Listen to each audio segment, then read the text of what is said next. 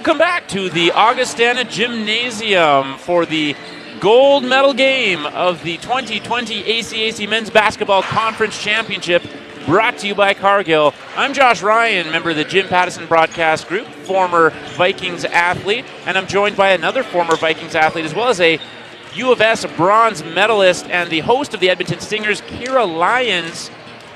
Shout out to Huskies going on to the national final tomorrow. My women's Husky team beat Laval today in the semifinal, so I'm riding a high on that. Handily beat them. Handily. That is important. And it's going to be an interesting matchup here in the gold medal game. We have the three-time defending SAIT Trojans, and they are taking on the Ambrose Lions, who in their second tournament appearance are playing for gold. They upset the hometown Vikings on night one. They then just edged out another underdog team in the Nate Ooks last night, while the Trojans blew through last year's silver medalist, I should say, Concordia Thunder, and then overpowered the Keano Huskies in their semifinal. Two teams that know each other well from the South Division, and while the Trojans are certainly a heavy favorite here, especially after the way they played this weekend, the Lions have a better psychological edge compared to some other teams the Trojans will face. Yeah, they've actually beaten them this year. Beat them twice this season, actually. So when coming into a game like this, and you're taking on the back-to-back champs, there can be a lot of intimidation and a little bit of fear that can slow you down at the beginning. It can take a little while for you to get comfortable in the game when you're intimidated by the other team. And I know nobody ever likes to admit that intimidation is ever a factor, but most of the time, even when people won't admit it, it does play a role. But because the Lions have beaten them twice this year, I don't think that that's going to have the same appearance in this game as it has maybe in the other games that SAIT has had this weekend. I'm really excited. I think it's a super interesting matchup. SAIT is gigantic. Across the board, they're much larger than the Lions, and even looking across while they're warming up, it's a pretty substantial difference. But I like the feistiness of the Lions, and like we said, they are fearless. They've come here to prove something, and they've definitely done that so far. Lots of depth on that roster, and I don't think they scare very easy. And I think that if we had to pick the perfect kind of matchup for the final, it'd be tough to argue a better one than this, because the Ambrose Lions have defeated SAIT, and it's their first appearance, so they got something to prove. And they certainly would love to prove that against the defending champs. One of the things that has been talked about heading into this matchup is that size difference, specifically with Talik Ross standing at 7 feet tall. What do you think the Lions have to do to try to stop him down low and be able to still, get to the line? They need to control the pace. He's 7 feet tall, and I don't mean this as a cut to him, but if you keep the pace of the game at a high clip, it's going to be hard for him to keep up, and you kind of take his impact out of the game. Anytime on the offensive or on their defensive end, they need to get a body on him, because he's going to be a factor in offensive rebounds and putbacks under the rim. SAIT doesn't necessarily shoot a great percentage from the outside, but they are monsters on the glass, on the offensive glass, defensive glass. So that's something that Ambrose is really going to have to take care of. They're going to have to be very physical, pushing guys back and not giving them those second chance points, and make them beat them from the outside, because SAIT doesn't, like I said, not a tremendous three-point shooting team. They just clean up their boards very well, and they go hard. SAIT is relentless on the defense and the offensive end, and Ambrose is going to have to control the pace and be physical. And it looks like both teams are fired up for this No lack of energy, tilt. That's for sure. One last point before we take a quick break here. Depth could be the difference for Ambrose. SAIT certainly can utilize players off their bench, but they only go about 7, maybe 8 guys deep, and they'll stick to their top 6 for most of the minutes, whereas Ambrose goes a good 9-10 guys deep. And especially, it's fair to say their top 8 guys all get 20-plus minutes. Well, and you could look at that kind of two ways. So SAIT so far hasn't had quite the difficult journey that Ambrose had. They handily kind of won their games coming here, whereas Ambrose has had to battle. SAIT's not an easy opponent coming into here. They're very big and physical. So although they do have depth, they've had to reach into that depth a lot more than, say, SAIT has. So I think in that kind of respect, it might balance out a little bit.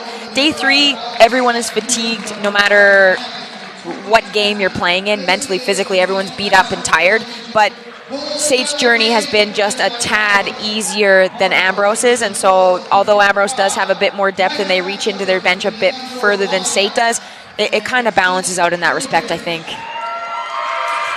We're just about set to get underway. Lucas Bannock on the PA. We'll have the starting lineups and the national anthem for you coming up on ACAC TV.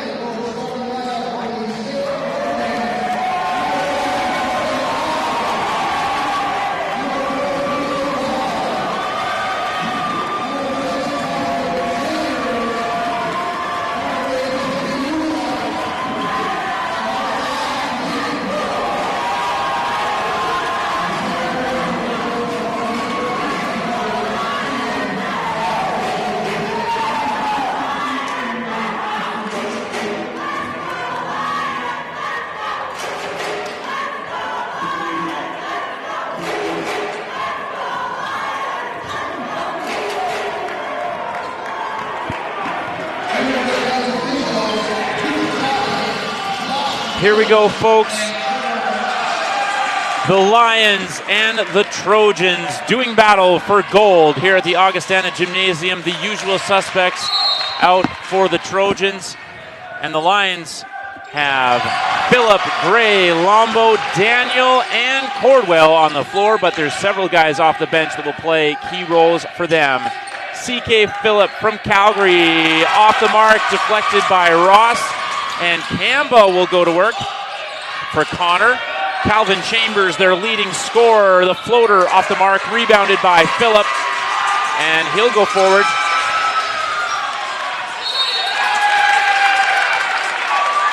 And an important thing to note, not only battling for ACAC gold, but also only one berth to nationals this year. So winner of this game gets to represent the ACAC at the CCAA National Tournament. Something that SAIT has done back-to-back years. First basket of the game going to the Trojans off of that Lions turnover. Lombo bringing the ball up court. He'll drive for Daniel. Daniel, a gritty performance last night against the Ooks as Gray pulls up long two, a little strong on the attempt, and Chambers trying to push the pace. Ooh. Draws the foul on Phillip. And buckled Phillip's knee there a little bit. He's just so quick, like a good effort on Phillip to keep up and make a play, but he is so quick to the rim, and a little shimmy threw him right off balance. Calvin Chambers averaging over 20 a game for the Trojans in the regular season. He's their second leading scorer at this tournament, had 25 in their quarterfinal victory against last year's finals rival, the Concordia Thunder. What a final that was. Whereas the Trojans won their third straight title, can they repeat again this year against the Lions? Lombo, he'll drive for two, and the Lions faithful comes to life. That lane just opened wide up for him. A little bit too easy for him to get to the rim if you're the SAIT defense. And Chambers trying to draw a foul there on the three. Did the leg spread and looks over at his bench and apologized for that one. I think he knew that probably not the best decision to be making.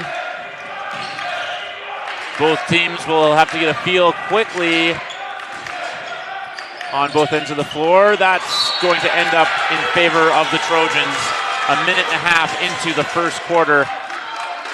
And unlike the bronze medal game, which we just saw, both teams are coming out firing with plenty of intensity. And I like that Phillip is on Chambers just because it's such an interesting matchup. There's such a height differential there, but Phillip able to use his length to give himself some space. Talik Ross with the one-hander, Trojans up by 4. But still be able to contest any sort of shot because he is so long. So he can back off a little bit so he doesn't get beat too poorly or too badly to the rim, but he's still able to contest. It just shows, his defensive prowess that they've decided to match him up on their regular season league scorer and point guard. Braden Daniel a basket on one end, and now last touch, Lions rather, so that'll be Trojans ball baseline. And into the game, a native of Cochrane, Alberta, number 14, Isaac Amsing replacing Phillip. He'll be guarding the taller Ross. Amsing, 28 points last night, player of the game. What a performance off the bench for the Lions. Chambers muscling Daniel. Wow, oh. No basket. And that will be a shot clock violation. Great defensive work by the Lions. I love the physicality down low, like two smaller guys going at it on the low block. I love it. Good defensive footwork, good defensive positioning. Held his ground, and very nice work there by the Ambrose Lions. Riley Cordwell driving against Jemmy Muya. He'll find Amsing, and he's stuffed by Ross. Getting it out to Cordwell, still 10 seconds to work with on the clock. Cordwell driving, trying to find Gray, and that'll be a turnover. Charlie Connor going coast to coast, and that's an offensive foul. Offensive foul on Connor, and he had some words for Cordwell. Looks like Cordwell was pushing him off of his teammate to bring up Daniel. And they're bringing him off, I think, maybe just to rein in the emotions a little bit. It's going to be a hard-fought game, and there's definitely going to be some flare-ups. These guys, like you said, no strangers to each other, and Ambrose delivering SAIT 2 losses on the season. So not only are they battling for a gold medal and a trip to nationals, but a lot of pride on the line in this game, too, which it just heightens the stakes. Jemmy Muya lays it in for 2. Trojans back up by 4. Daniel driving. That'll be a foul on It looks like that's on number 5, Ben Kamba, who's into the game for Charlie Connor. Lions ball sideline, 6:41 remaining in the first quarter. Furious pace to start off this gold medal tilt. Didn't expect anything less. That's what I was hoping for. Daniel finds Amsing for 2 points. And Ross really didn't need to go over and help there. Defense was pretty good positioning, and the second that he took a step, I'm not sure who made that pass down low, but he recognized it early and just dished it off for the easy hoop. Nice effort by Chambers to lock up Daniel. That'll be a jump ball, thus possession for the Trojans. Plenty of fans of the Ambrose Lions in attendance tonight as Kamba's attempt is rejected. Cordwell now handing it back for Daniel. Again, Daniel, a really gritty performance last night despite a lower body tweak. Nice pass. Amsing short on the attempt. And that's one thing that even just having Ross on the floor changes shots. It makes guys think about their shot. Like you could see, that's a tough shot. That is a very tough baseline little floater, but the fact that Ross is even there makes you think about getting blocked and changes the mentality of going into those little shots, and it's already a difficult one to begin with. Nice defense from Amsing there, and Daniel has it stripped by Chambers. Some really good anticipation defensively as the ball fake results in a lay-in for 2. Oh, I love those ball fakes. They just look so good, right in rhythm, right into his steps. Very nice. Isaac Gray with Camille Kamba on him. He'll hand it off. We're nearing the halfway mark of the first quarter. Daniel struggling now. Amsing for 3. That's off the mark. Rebounded by the Trojans. Jemmy Muya in transition. Wow. Off glass for 2. Wow, very nice. Largest lead of the game for the Trojans at 6 points. Daniel trying to find Ross.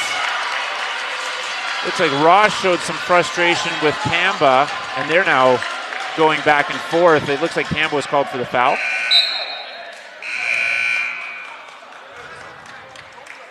Charlie Connor back in for Ben Kamba, and that's going to be a timeout for the Lions with 4:45 to go. Well, we're off to a good start for this gold medal game. Yeah, absolutely fiery pace. Love it. I love the intensity. I love that both of these teams are just playing absolutely fearless. SAIT is just relentless on both ends of the floor. I'm pretty sure we talked about that at the beginning, but they have no forgiveness in any aspect, and that's such a hard style to play against because you never get a break.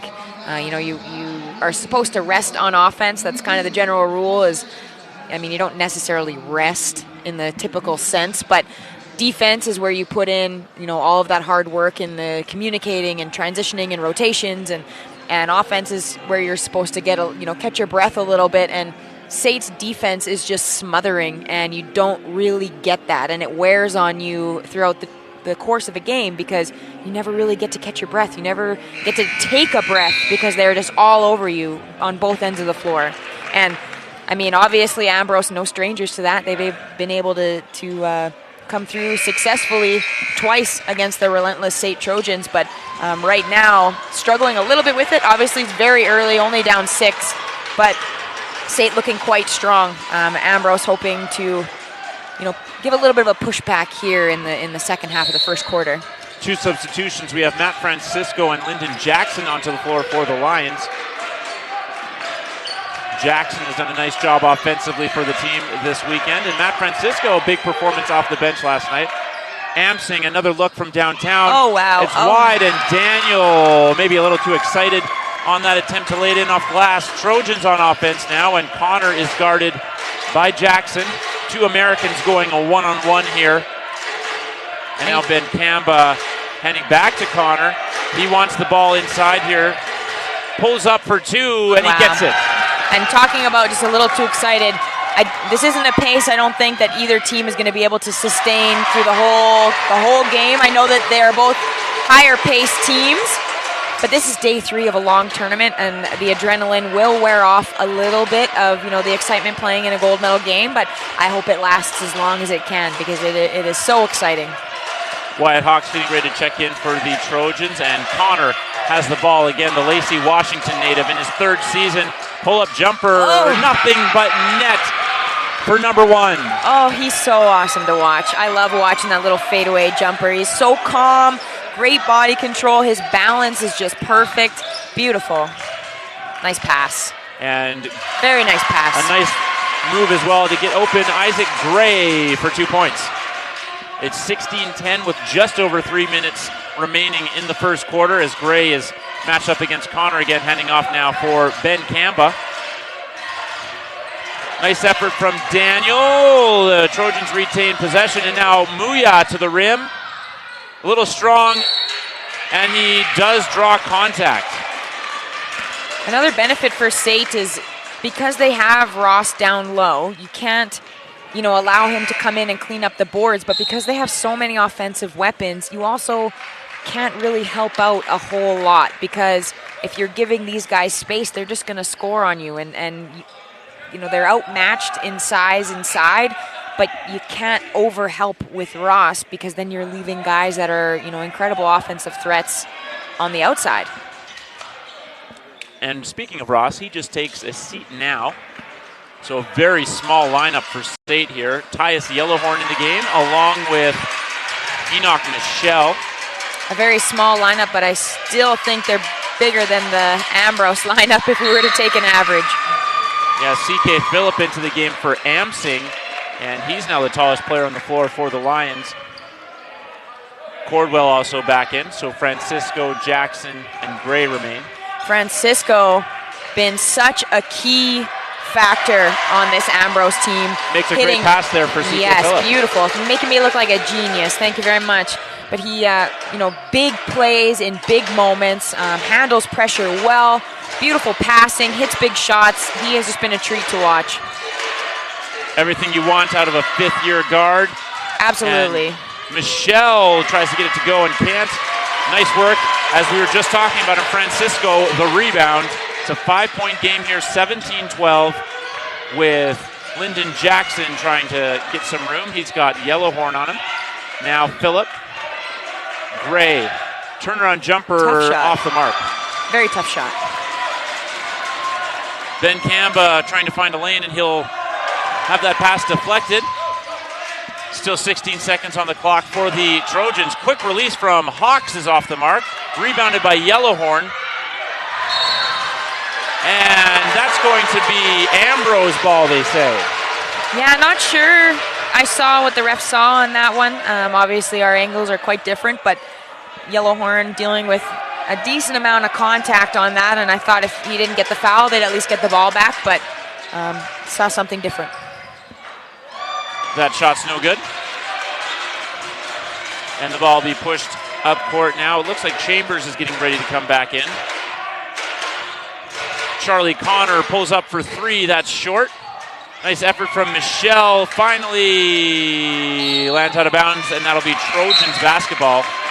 And I feel like I've said this probably 14 times today on the other broadcast, so if you've listened to the other games, I apologize if I sound like a broken record, but that offensive glass is so important that you hit a body on the first shot, because if you get out of position, there's a very high likelihood that after the second shot, they either score it or you foul them, because you're getting frustrated and trying to strip the ball, or you're just simply out of position and getting in the way. So you have to make sure you get a body and push them out, because SAIT, like we talked about, is relentless on the glass, and you need to take control of that as best you can. And those are things you can control. That's just being aware and hitting a body and pushing them back. Jemmy Muya knocks down both free throws as Yellowhorn takes a seat in replacement of Camille Kamba. And Francisco will handle the ball up court. 19-12 the score. The champs on top.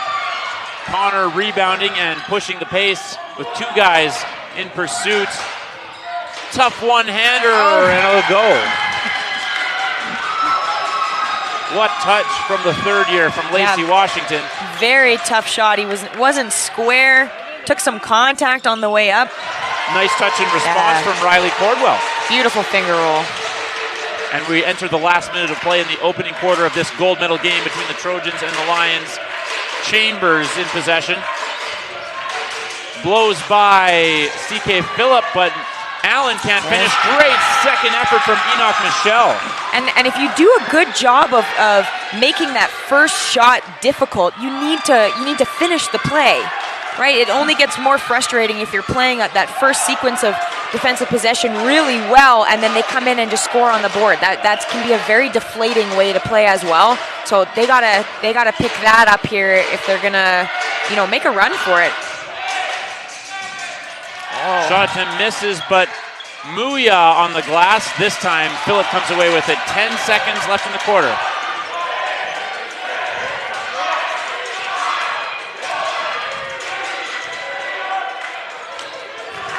And it looks like Francisco was looking for contact. Doesn't get it. It's a 9-point deficit after 1 quarter of play. What a start to the gold medal game. We'll take a short break and be right back on ACAC TV. You're watching the 2020 Men's Basketball Conference Championship, brought to you by Cargill.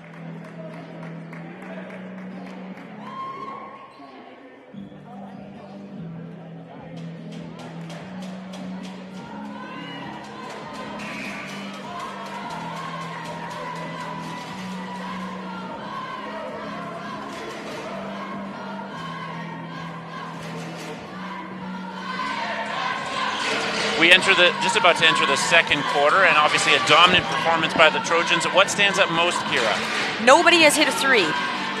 That's a big one. Haven't really shot very many, but Ambrose 0 for 4, SAIT 0 for 3, so everything has been jumpers and in the paint. Ambrose, nobody over 2 points, so no one scored more than 1 basket, and Charlie Connor with 8, and Muya with 7. As a big swat comes from the Trojan defenders, Camille Kamba draws contact. I believe it was on Cordwell. No, it's on CK Phillip coming from behind. So big defensive play by the Trojans leads to an opportunity at the free throw line. Quick mention of the Women's Conference Championship going on. That's the Huskies and the Rustlers taking action in Medicine Hat, where the Rustlers lead 26-6 at the moment. 24-6. Thank you for the correction, Kira. Anytime, so I'm here. Only 1 free throw goes, and now the Lions back on attack with Sylvan Lombo in control. Cordwell wanted to shoot the 3, but passes it up, and now Phillip will, with Ross in his face, knocks down the first 3-pointer of the ballgame. Every time he takes a 3, I feel like he's shooting it out of rhythm, but it's just the way he shoots. He has like a weird kind of hesitation in there that makes it look like it's not nearly as smooth, but it's not really out of rhythm. That's just the way that he shoots. Again, gotta hit a body. Ross, the rebound and the score. That's going to kill them. They got to find a way to really start being physical in there and reducing their second chance points. Phillip, back-to-back triples for Ambrose, and it's a two-possession game. Great answer. Great answer. That's a big hoop. The question is, can they get a rebound now with Charlie Connor trying to make some moves? And one of the biggest things about getting a box out and pushing guys out is talking to each other. You know, lots of times it's a mad scramble when those shots go up and you're not even sure who's around or who's hitting a box out. They just need to communicate. There needs to be, and it's a loud gym in here, so it's tough to hear. They need to be loud and really be talking to each other. Nice pass. Fortunately, he wasn't ready for that, but it was a really good look by Chambers. And worked out. Speaking of really good looks, Connor gets the three-pointer to drop. That's SAIT's first three of the game. Wow. Lombo is stripped, and Connor will come back. Oh! Slams it home, and it's 31-20 for the Trojans. Whew. That was pretty awesome. He's got such long arms. He just poked that ball out with ease. Jackson, lefty doesn't go, and Ross corrals the rebound. He is just a monster on the glass. And he got a hand on that, and it still went in. Connor with a man in his face, and it's a timeout for the Lions. 34-20 Trojans. I just want this to keep going so I can watch Connor continue to play because I think he's having a night. You know, one of those nights where it just doesn't matter where he decides to pull up. If someone gets a hand on the ball in his release, everything seems to be working in his favor. And I love watching guys go off. Girls obviously love that too. But I just love watching those types of performances. So obviously I want this game to be close. So I hope someone from Ambrose finds their rhythm, or they all do, so that this game remains as close as it can and exciting right to the end. But I hope Connor is having one of those nights, because that is exciting basketball for me. He got to see Ian Tevis go off for 36 points in last year's final as a member of that Trojans championship team. Now he's having a night of his own. What a start for Charlie Connor. You know, he subbed out early on in the first quarter, subbed out with that early foul, and you thought maybe he'll have a slight decrease in minutes, but no, 8 points in the quarter, and then he's put himself in double digits quickly. I think that sub was just to come off, maybe calm down a little bit, because he was getting into it with, I don't even remember with who, but just to remove him, calm down a little bit, go back out, because you need that emotion as well, and he's obviously very pumped up. And they're all very pumped up. And Talik Ross, the stuff, and it goes off of Cordwell and out of bounds. Momentum completely in the Trojans' favor as the Lions fans urge their team on to play defense. Ambrose got to get some stops. Need to build, some momentum from their defense. Get some stops. Get some easy hoops in transition, just like that, and that is gonna get them back in this game. Stop, score, stop, right back in it. Huge play from Daniel, the rebound, then the assist to Lyndon Jackson. They're gonna need a big offensive performance from number 5, of course. Talik Ross posting up against Amsing, left-handed, in and out. There you go. No second chance. No second chance for the SAIT Trojans if you are Ambrose. The Lions are asking for contact on Ross. And Chambers' wild attempt. Second attempt from Muya doesn't go. Ooh, be careful. And Lombo, a nice take. He goes left-handed for the score. A nice finish there. I know, looking to go with that right hand, but Ross right behind him didn't want to risk getting blocked from behind, so a really nice left-handed finish from underneath. Beautiful play. It's now a 10-point ball game. SAIT with the timeout. We'll be right back with the gold medal game on ACAC TV.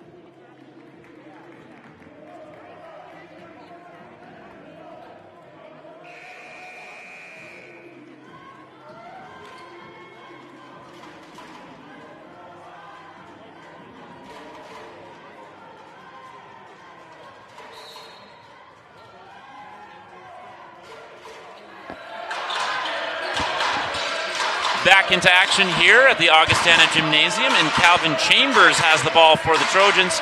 Just over 6 minutes remaining in the second quarter. It's a 10-point ball game. Lions trying to tighten things up defensively. Daniel on Chambers. He's going to drive and Good D. cut it for Ben Kamba. That's off the mark. Rebounded by Amsing. Nicely done as they box out the big man Talik Ross. Matt Francisco back into the game for the Lions. Francisco going to drive. Nice. Very nice. Some dejected body language coming from Ross there off of their coverage, and that's probably something the Lions need to do more often, get him to move outside the paint. Absolutely. Chambers, a big-time three coming right back for SAIT. Yeah, the more that you're able to pull Ross away, the better. Obviously, he is such a huge presence that anytime you get into the paint, he's there to either change your shot or block it. You know, you're thinking about him when you're driving every single time, and that makes it very difficult to get easy buckets. That's why you got to get it from your defense, transition, and try and keep him out of the play as best you can and get some easy hoops in transition. I think they have a delay of game warning on number 10, Isaac Gray. After Charlie Connor just burst of speed results in 2 points. Francisco finds an in-rhythm Jackson. Fading quite a bit, though. Tough shot, like decently in rhythm, but fading kind of out the base. I really wanted that to go in. A nice little heat check. But yeah, that shot by Jackson, tough shot. Into the game now, Cordwell and Phillip replacing Amsing and Daniel. No. It looks like Francisco is coming out. So this is a bigger lineup on the floor now for the Lions, I guess trying to match with the Trojans still having Ross in the game, and Wyatt Hawks also coming in, and Camille Kamba. So Connor taking a short rest, and Francisco will come in quickly. So Jackson is now out of the game. 5:54 remaining in the second quarter. It's a 13-26 lead. 4:54. 4:54, thank you. Math has not been my strong suit. At least does that count as math? Close enough. Oh! What a play from Ross. And Amsing. Oh, no. He came down on Ross's foot, I believe, with his ankle. He's still walking on it. An ankle's a finicky thing because you can roll it in the game and it not be a sprain, but it still hurts. And you just kind of have to run it. Well, you'd know that as a volleyball player, that a rolled ankle. I know that. But you can usually tell the difference when you're playing if it's a sprain or a roll, but he looks like he's in quite a bit of pain. So I don't know if that's just a roll. That's might be bad news.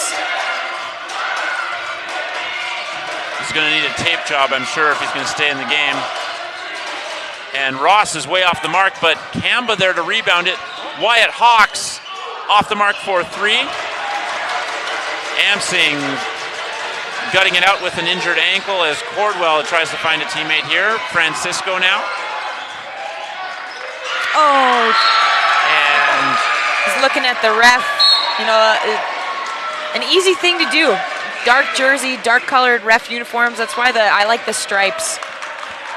I've always preferred the stripes, the traditional. I still call them stripes when I talk to them. Stripes. Me too. So the volleyball officials wear blue shirts, and there'll always be stripes to me as well.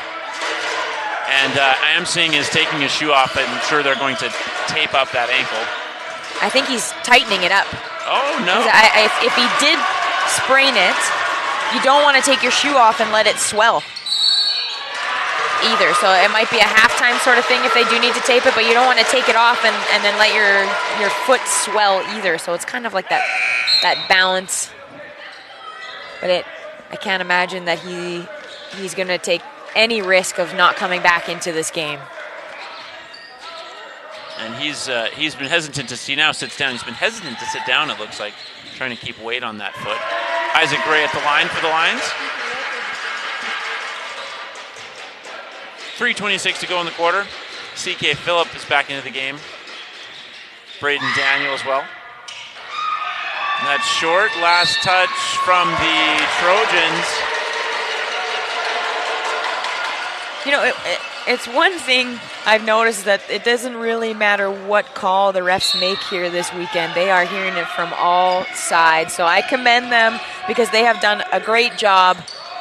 And it really doesn't seem like it matters what call they make. Whoever's on the undesirable end of that call seems to really feed it to the refs without hesitation. So I commend them very much for the job that they've been doing this week, because they have been doing a pretty fantastic job overall. And they've been dealing with a lot. That miss from Ben Camba results with Cordwell moving up court. Francisco handing off Gray. He's got Wyatt Hawks on him.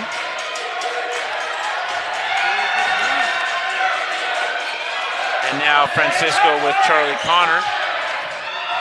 Nice screen from Phillip. Nice play. And Braden Daniel gets the 2 points. Beautiful play. He's so unselfish. He takes great shots when he knows that it's the best shot for his team to take it, but he's not afraid to pass that off. He could have taken a nice little floater there, but it would have been contested. Found his teammate for a wide open layup. That's just unselfish, smart, high IQ basketball. Hawks looking for Charlie Connor. He's got Daniel on him, and he'll pull up for 3. Called for the foul. See, and that's Connor has slowed down a tad. I know he just, he subbed out and came back in, but you don't want to put him on the line for him to find his rhythm. Again, if people were watching the feed from last game, it was the same sort of thing with Sean Michael Clancy. He had 7 points in the first half, ended up with 43 or 44. And it was because he couldn't find his rhythm and he kept getting to the line. And when you are struggling offensively, one of the best ways to find your rhythm is to get free throws, because you get to feel out the ball, calm down a little bit, and just put it through the hoop and just kind of get that feeling back. And Connor had slowed down a little bit, and now bang, bang, bang, 3 free throws. 2:16 to go as Tyus Yellowhorn is waiting in the wings there to come into the game. Connor knocks down all 3, and it's 44-29, so a 15-point deficit for the Lions. And an update from the women's basketball contest. It looks like Moyan Torres at the line for them, for the Huskies. The Huskies trail 32-18 to the Lakeland Rustlers, who are playing in their program's first women's final. And a carryover, I believe, is that what the call is? A carry from Braden Daniel? I thought for a second they were going to call a foul on the screen, but I think so. I didn't actually see the gesture from the ref. Woo. And count the basket plus the foul for Calvin Chambers. Undersized guard, but that doesn't stop him from getting to the rim. He is so quick and shifty and uses his body very well. He's a tough matchup. He's small, but he is not an easy guard. Sylvan Lombo for Daniel. Lions could really use a couple of baskets before they head to the halftime break. Yeah, that would have been big. Jemmy Muya lays it in for 2. Muya providing plenty of energy and also putting points on the board. Gray now for Cordwell. He'll pull up. Knocks down the jumper. Big time basket. Big time shot. A little early in the possession, especially because they haven't scored, but there's no such thing as a bad shot maker. So great. And a huge answer by Yellowhorn. That makes the score 52-32. And last touch on the Trojans. That'll be Ambrose ball sideline. Francisco coming in for Sylvan Lombo.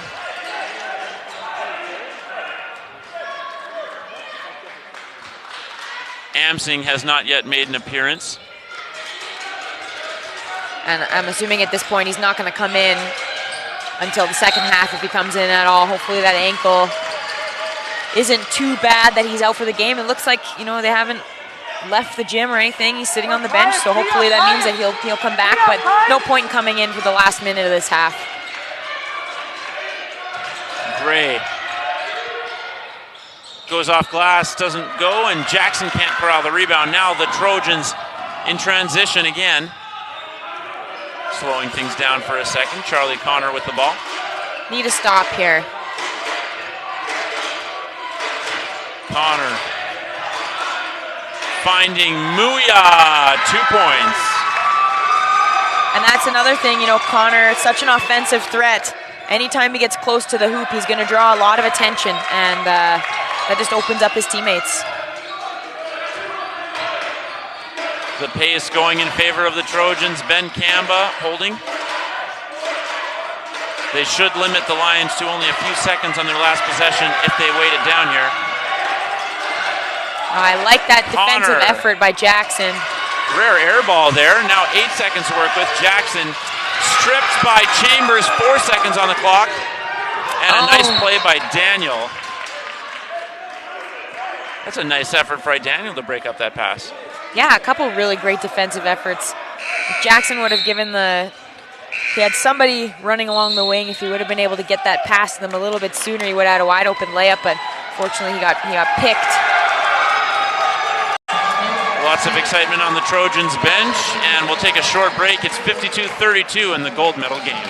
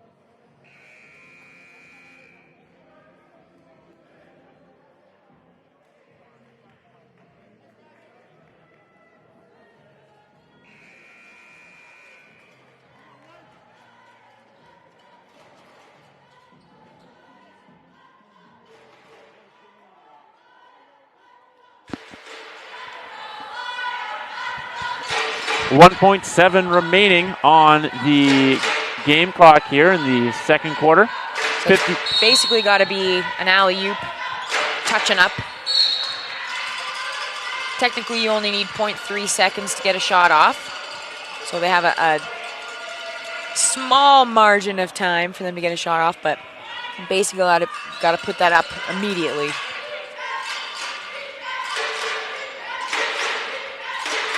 .54-32 the score.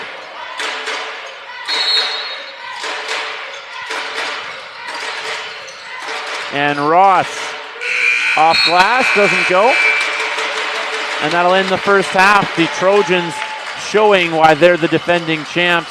A commanding 54-32 lead over the underdog Lions. Yeah, a very high-paced first half. I don't imagine that the intensity of that pace will continue in the second half. I mean, I hope that it does because it is the last game for somebody today. But a lot of adrenaline coming into a championship game like this, and normally the pace will slow down, but SAIT absolutely relentless, just like I said before, in every aspect of this game. Right now, SAIT shooting 42% from the field, 40% from the three. Ambrose shooting 37% from the field, 33% from the three-point line. SAIT really taking care of the ball. They've only had one turnover to Ambrose's 5. And rebounds. Oh, man. 29 rebounds, 20 defensive, 9 offensive. And I think Ambrose did a better job of cleaning up their defensive glass in the second quarter, but that first quarter, SAIT really took it to them. Something that they're going to have to continue if they want to make a run at cutting this lead by a little bit. Bench points, pretty even. Points in the paint, also pretty even. Ambrose with 18, SAIT with 22. Points off turnovers, obviously. SAIT only has one turnover, so Ambrose hasn't really scored off their turnovers. And bench points, yeah, like I said, 8 and 5. 8 for Ambrose, 5 for SAIT, kind of like we talked about. Ambrose does like to go deeper into their bench than SAIT does. But just a fairly dominant half by SAIT, and it shows in the score, 54-32. Charlie Connor, 21 points. in that half. He is 2 for 4 from three-point land. He is 8 for 13 from field goal, 3 for 3 from free throw. He just shot those 3 when he was fouled on the three-point line.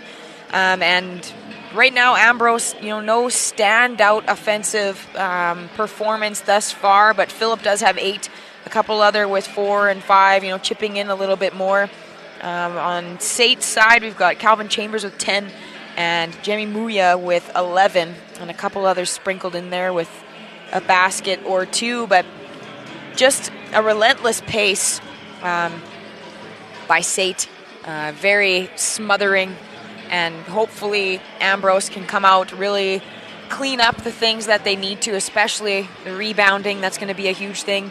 They need to generate some momentum from their defense. They got to get some stops. They got to get out in transition, really take Ross out of the rotation because of their speed, and just get some easy points. Right now they're working really hard for everything that they've been able to put in the hoop, and that can be a very exhausting way to play. So if they can get out, get some steals, play some hard defense, and really generate some momentum in that respect, I think that'll do them a lot of good in the second half.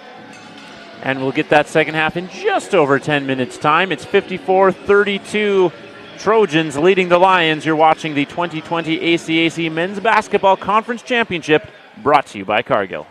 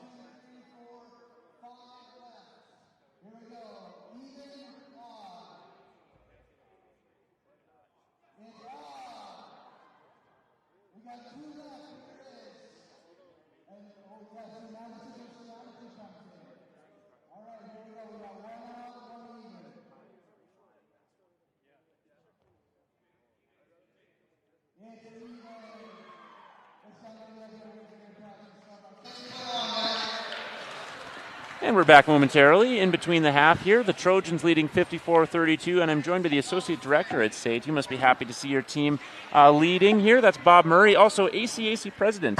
Another big title, certainly. It's been a bit of a fun weekend, I got to say. You must be happy to see your team out in front. Yeah, I mean, it's been one of those games where I think, both coaches had some adjustments that they were going to make really early on. You could tell they kind of came in with the game plan, and then SAIT got hot, and then you saw Coach Neal kind of make some changes, and then Coach Marty make some changes. So I'm sure while they're in their respective change rooms right now, they're coming up with what's going to be that second half plan. Probably SAIT's thinking about outside shots, getting rebounds, because they know Ambrose can shoot from outside, and they're going to come out probably guns a-blazing. And then Ambrose has to figure out what they're going to do to stop Charlie. Werner, as we call him at SAIT, is having quite a tournament. Unbelievable. 21 points in the first half for the Trojans. There's a thought process around maybe Sean Michael Clancy being the tournament MVP earlier. this tournament, and he certainly did have a phenomenal tournament, averaging over 42 points a game. Nice. Yeah, it's crazy. But you know what? Charlie Connor, off to a hot start in this game, and the defensive stuff he does on the other side of the ball has been so huge for that team. Yeah, I think, there's a combination of those guards that Coach Berkey puts out there at any given time, and there's a lot of touches on the ball, right? He preaches that in practice, always get a piece of the ball, and that's what you're seeing, right? That little bit that deflects a pass, that allows a steal, and away they go. Now, just talking more broadly about the ACAC, it's obviously been a challenging year for a lot of post-secondary institutions because of with the budget and the current economy. But coaches have really kind of put a big effort on local efforts to fundraise and make more community connections. What's been the biggest adjustment that programs have made over the past year? Well, yeah, I definitely think it's been a taxing year on post-secondary education as a whole, and definitely athletics programs, and the departments have to come up with some creative ways, as you've said, to look at other funding sources for them to be able to keep their programs going. I think part of it for sure is that a lot of the on campuses, a lot of the exhibition activity, the extra stuff has always been kind of fundraised. So I think it's a matter of just making some adjustments to their fundraising and what they're doing, but the key is the community connection. Almost all of our ACAC institutions have huge community connections, and they recognize that that's good for the athletes to be able to learn and part of their learning environment of being a post-secondary athlete, but also good for their brand, good for the sponsor's local brand as well, to be able to look at fundraising. So I think they just get out there, they do the best that they can. There was references to the reading programs that happen in the ACAC, the Make Some Noise campaign that happens in the ACAC. Every one of these campuses are just looking at opportunities to be able to bring the community into the gymnasium as much as possible, and for them to go out into the community. And for the ACAC moving forward in the next year, are there any particular changes coming up in terms of any format changes, new programs looking to enter, new ideas? I know you talked the other day to Kira about the possibility of maybe having two tournament events at the same time together. Anything else on the horizon that people should keep an eye on? Yeah, well, I think we're always looking at institutions that were already in the ACAC looking at other sport offerings. So we have a few applications in front of us as a council that we're reviewing right now.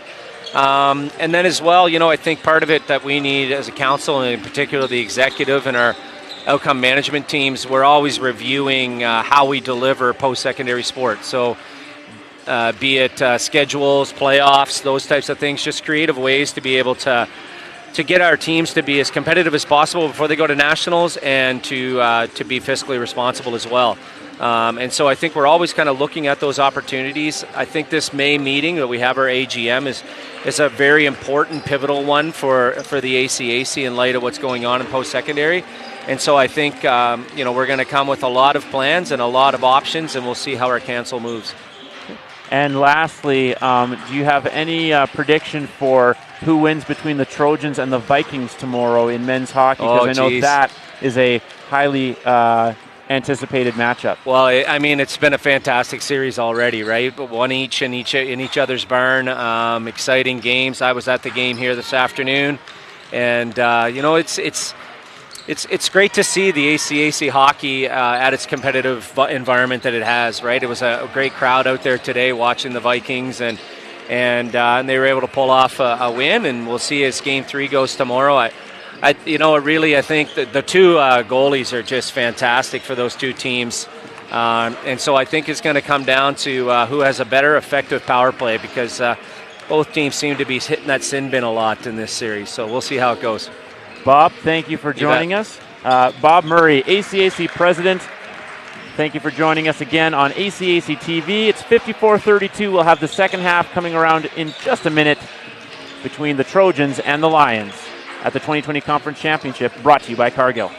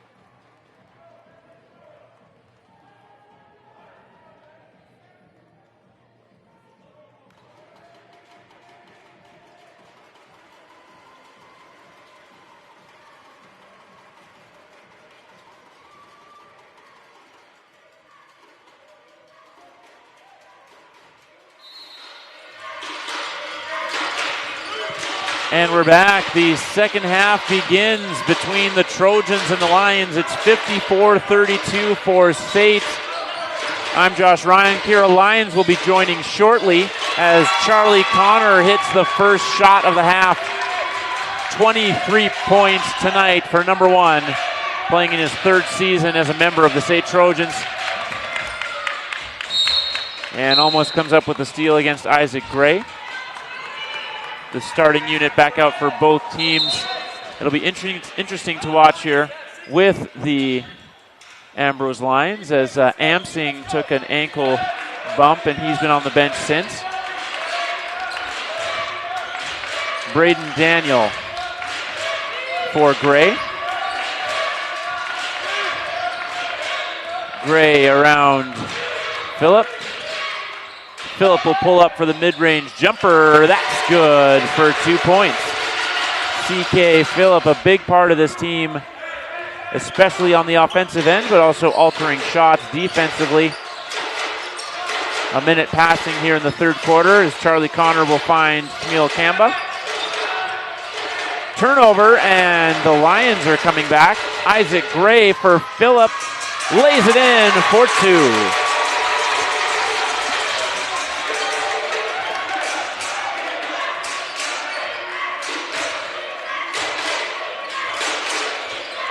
That's Camille Kamba handing it back off for Chambers, and Connor has Gray on him, trying to go for Ross. And he'll miss on the one-handed attempt, and Daniel rebounds it.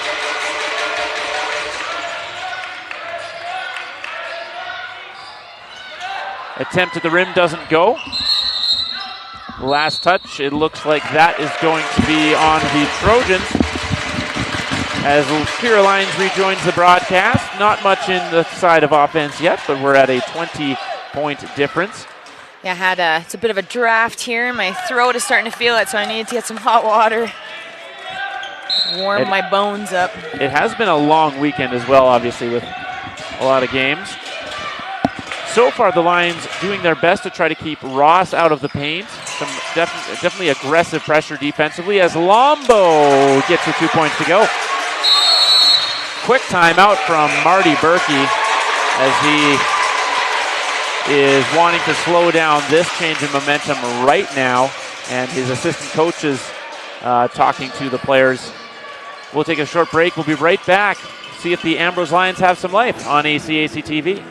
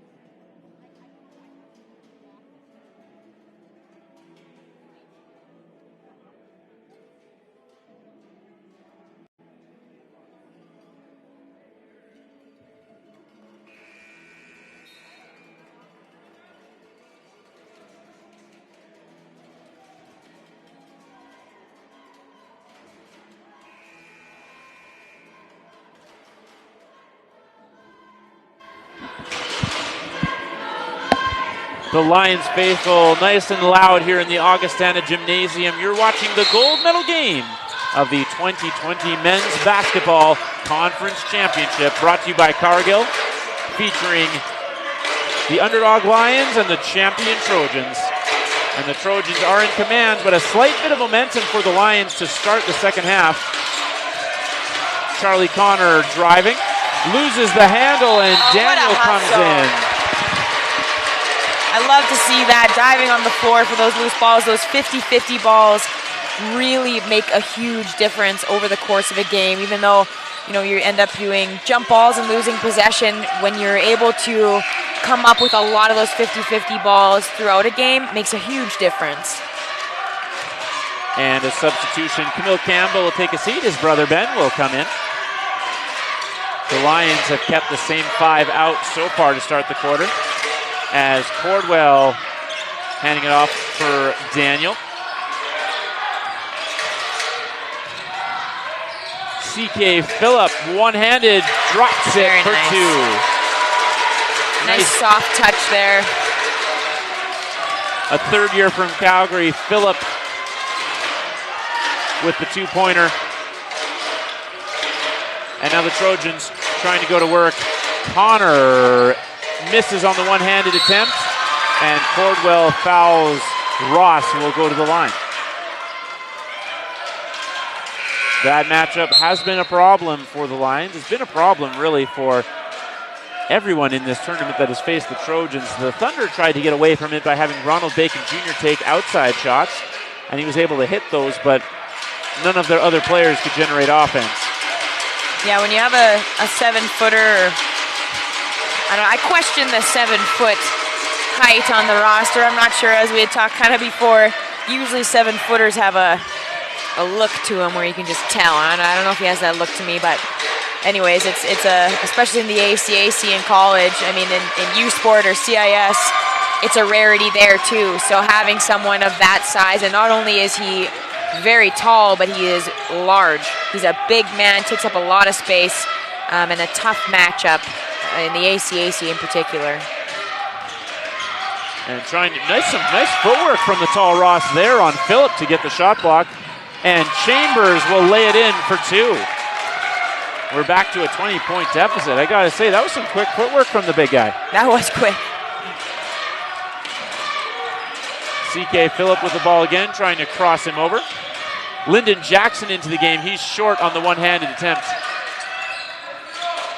And the good work there by Ross, keeping the ball high. Like you said, his advantage is up top. So any chance when he gets his hands on the ball, he needs to keep it high, because the second he brings it down low, those Ambrose guards are going to be coming down and poaching on him, trying to strip it from him. So get that ball, elbows up, keep it high. It looks like Isaac Amsing will be re-entering the game for the Lions. Isaac Gray at the line for them. Chambers, I believe, took the foul. That is Amsing limping less. Oh no, that was at Muya with the foul, and Amsing is limping less. That's good to see. Good news for the Lions as he rejoins the game. I'm sure it still hurts. Guarantee it still hurts. But at this point in a championship game, potentially last game of the year, you gotta fight through that kind of stuff as long as you're able. Just over 6 minutes to go in the quarter. 19-point deficit the Lions face here against the defending champs. And Charlie Connor has a mismatch with Francisco. He'll give it up. Chambers driving, one-hander rattles in. There has to be a level of confidence with those SAIT guards taking those shots that, all right, I'm going to take a tough shot, but if it's anywhere near the rim, there's a very good chance that we come away with the O board, not only because of Ross, but because of how hard they go to the O glass. Jackson continues to struggle from the field. Chambers dives inside. Ross the dunk.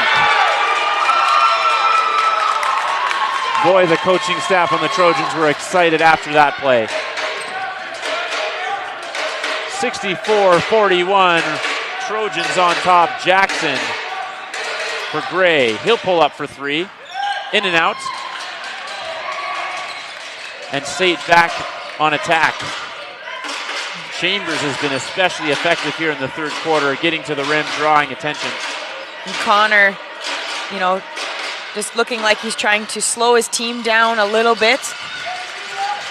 Wanted to maintain a slower pace on that offensive possession anyways, just to nice cut from Daniel. He gets a quick 2 points. make sure that they're getting good looks on the offensive end and using clock. Like, I know there's tons of game left, but when you have a commanding lead like you do now, or like SAIT does now, slowing the pace down, not a bad idea. Getting high percentage looks every time you come down the floor. Ross inside, rolls in for 2. There is not much you can do when Talik Ross gets inside, not to mention he can go with the left or the right hand. Yeah, you need to limit his touches. Can't let him get position. because as soon as they put the ball inside there, he's just going to shoot over top of whoever's guarding him. But hey, he's coming off now, so they give Ambrose a little bit of breathing room in that aspect of the gym, and every other aspect, you know, they're still going to be coming at them hard. But also off the court, Charlie Connor and Jemmy Muya. So Chambers remains out there, but we have a couple of non-starters, including Enoch Michelle and Wyatt Hawks on the floor. The Kamba brothers join them.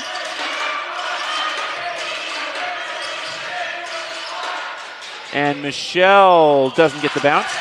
CK Phillip back into the game, trying to move in transition. Cordwell with Hawks on him. Left-handed off glass. Tough finish. Very nice touch.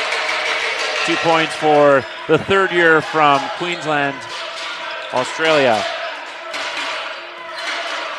Former Red Deer College King, as is Braden Daniel. Chambers driving. Finds Hawks, who gets 2 points.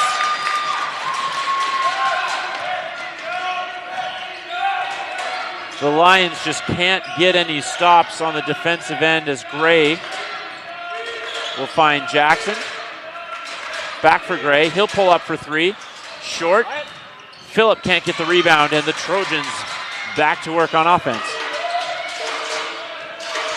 A little around the back, spinning, trying to find Michelle, and now it'll be a turnover. Lions take the ball. Cordwell finding an open Jackson. Finally hits from downtown. Hopefully that'll get Jackson going a little bit. He can definitely be an offensive threat, showing that in the semifinal yesterday with, I don't even think he had a field goal in the first half, or maybe one. Ended up, with 18. He just came alive in that second half, so he definitely has the ability to be a game changer, and hopefully that gets him going a little bit. 2:24 to go in the quarter, and just like that, Charlie Connor back in. So it looks like Chambers will take a seat. He's played basically the entire quarter and most of the first half. So a primary ball handler still on the court for the Trojans. And a pull-up from Connor is good. What can you do as a defender against that kind of offensive skill? You watch it go in. Matt Francisco finding Gray, now Cordwell. Great defense. Can't find it. Bit of a mismatch there height-wise, but great defensive positioning. Not reaching too much and standing his ground. Great defense there.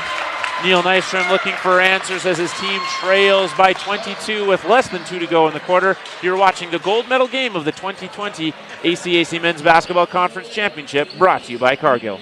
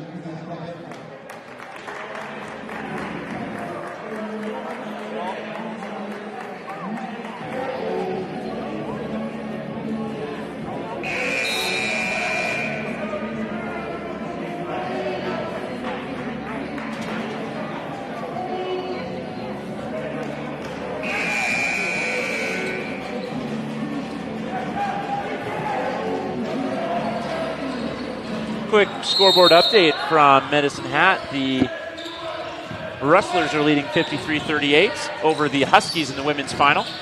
And here in the men's final, the Trojans in command against the Lions. 5-second count on the Trojans, and the Lions fans erupt. It's a good effort from the Lions to get a defensive stop, but can they get it done on offense? And 8-second. You said 5. Did I say 5? My apologies. Yeah, I knew you knew that rule. My apologies. Thank you. Yeah, no problem, no problem. I mean, even non-basketball people would know that now. Yeah, and I knew you knew that, so I didn't want people thinking on the broadcast that you thought it was 5. You know that rule. I know that. For sure. Basically, anytime I make a mathematical error, Kira Lyons is here to correct me.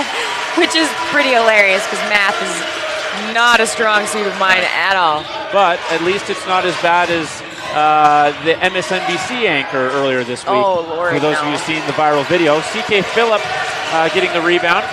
And Jackson will try to go to work here. Off glass for 2. Nice play.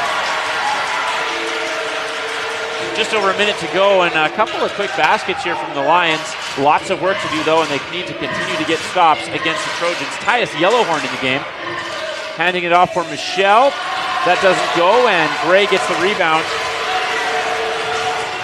And at this point, a press can also be a risky thing to try because if you're putting tons of pressure on in the front and they break it easy, it's easy baskets in the other end. So you need to make sure that in your press you're very disciplined, but also putting a ton of pressure on because you want to eat time up off the clock. You want to try and go for steals and get easy transition looks, but you don't want it to translate to easy hoops in the other end so they can extend their lead further with easy baskets.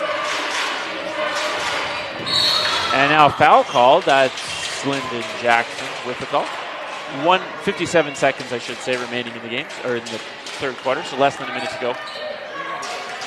18-point deficit. Again, the Trojans have commanded basically since the get-go. And a nice effort from Tyus Yellowhorn there. He does keep the ball in play. Now 16 seconds to work with on the shot clock. Gray is trying to guard Connor. The switch. It's CK Phillip on him now, and Connor will pull up for 3. That's off the mark. And it looks like Jemmy Muya is called for the foul. That'll be Ambrose possession on the baseline. I was not focused on anything under the rim there as I was watching Connor try and take that 3. So I'm not sure what happened, but Muya not pleased with the call. But something definitely happened because they both ended up on the floor. So Cordwell pushing the pace here. Phillip for Jackson. The Trojans thought that might have been a carry. And Jackson with the shot clock starting to wind down. Offensive foul with the push-off.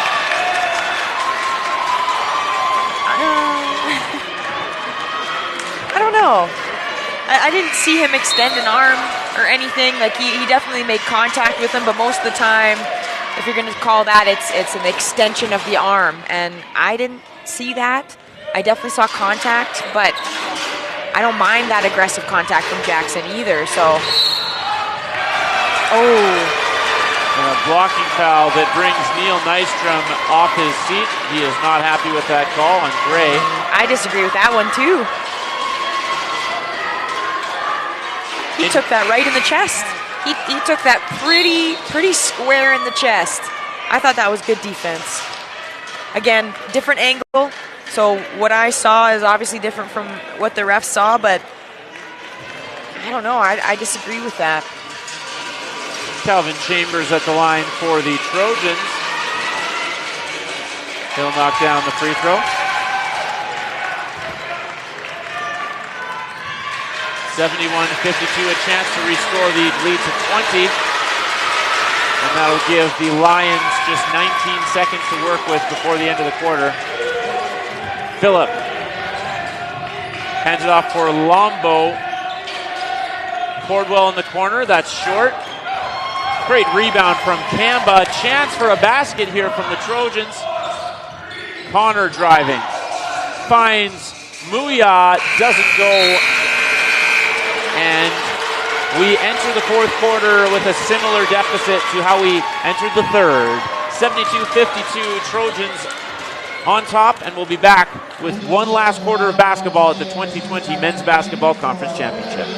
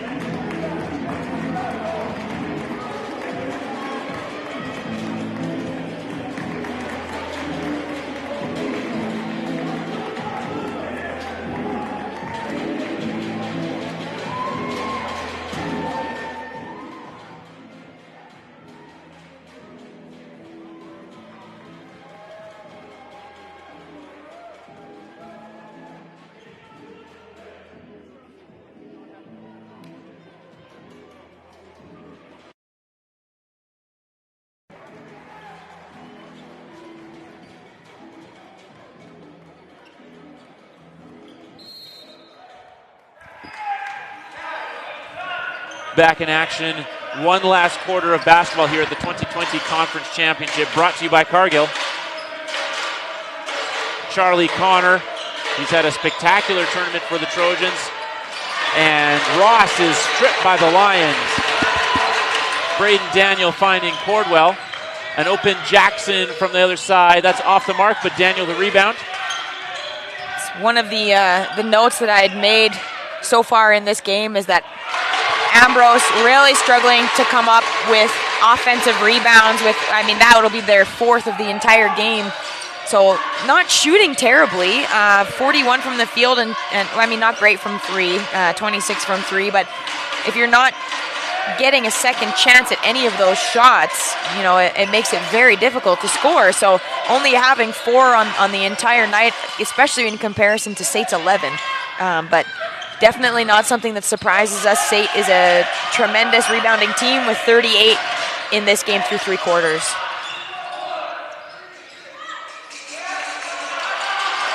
Big rebound from Cordwell as Ross has the miss in close. Daniel. And a look for Jackson, who will drive, finding Phillip. Open 3 again. Jackson off the mark. Rebounded by Muya. Just over 8.5 to go.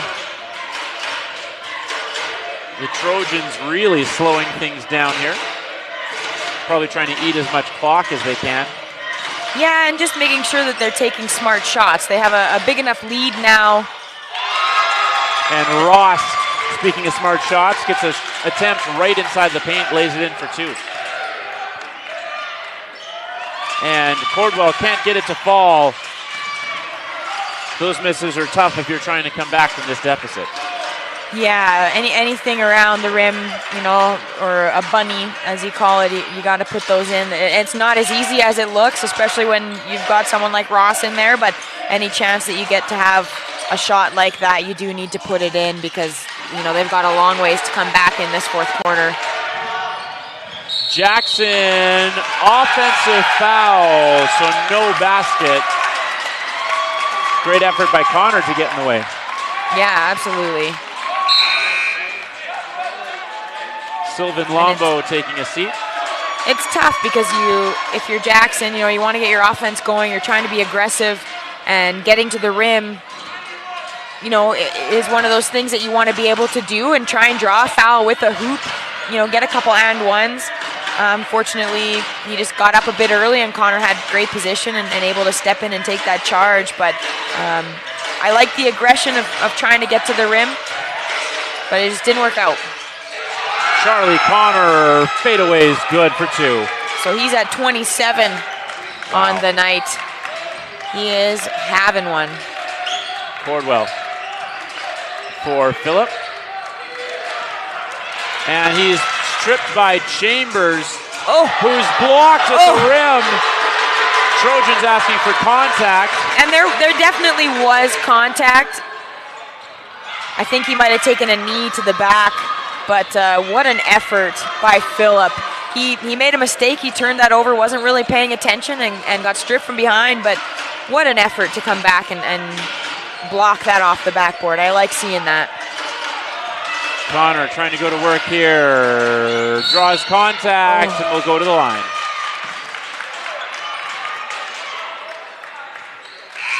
And that's the 4th. No, that is the 5th of the game on Lyndon Jackson. So he will...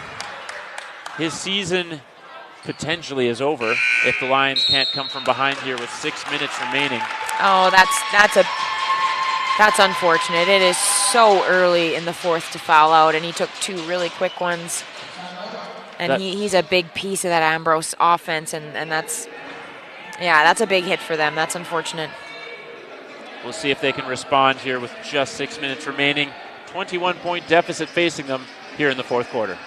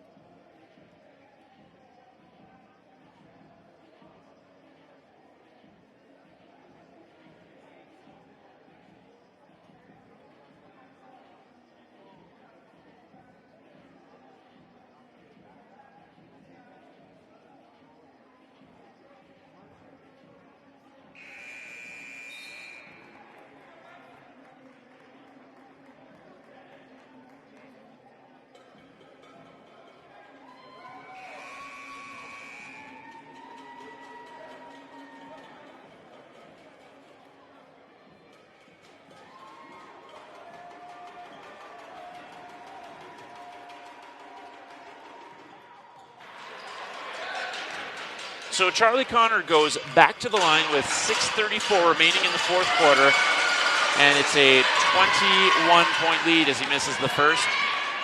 The Trojans well on their way to repeating four-time champs atop the ACAC men's basketball landscape.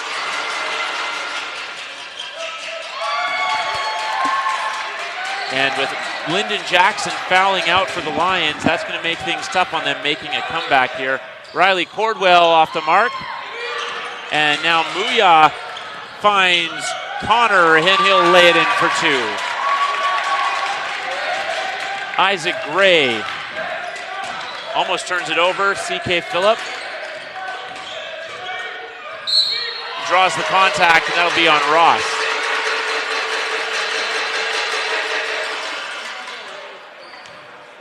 I think that's Ross's first. He hasn't, he's managed to stay out of foul trouble throughout the game.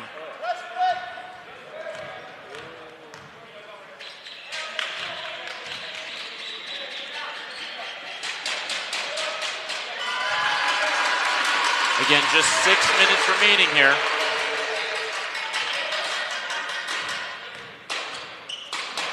$79-56 the score. Phillip missing on the second free throw. Last touch, Lions. That'll be SAIT ball. And you see all of the key guys here still on the floor for the Trojans. Connor holding.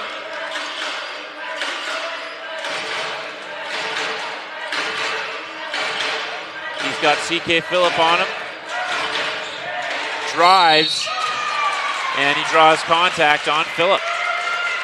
Oh no, that'll go, yeah, that'll be a Phillip.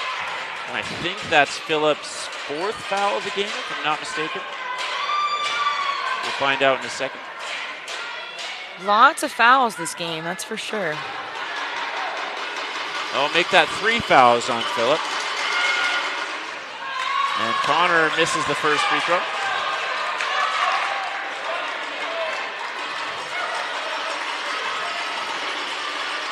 He has had an impressive season for the Trojans.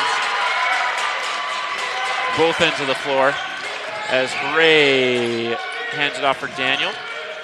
Cordwell from 3, not going to go, and Ross the rebound. Just unmovable in the paint there as he gobbles up every defensive rebound that comes up.